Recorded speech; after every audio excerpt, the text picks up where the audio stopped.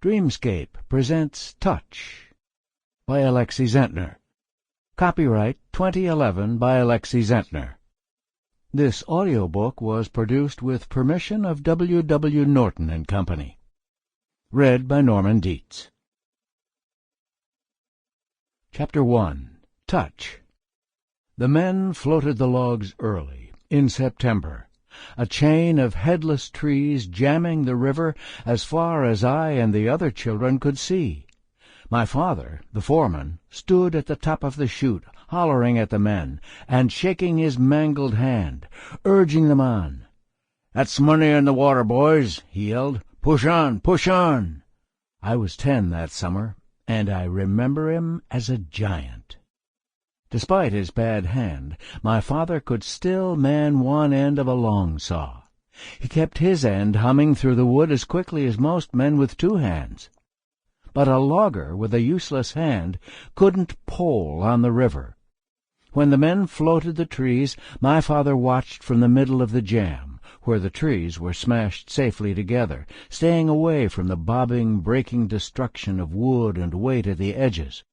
The float took days to reach Havershand, he said. There was little sleep and constant wariness. "Watch your feet, boys. The spinning logs can crush you."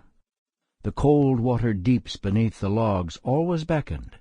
Men pitched tents at the center of the jam, where logs were pushed so tightly together that they made solid ground, terra firma, a place to sleep for a few hours, eat hard biscuits, and drink a cup of tea.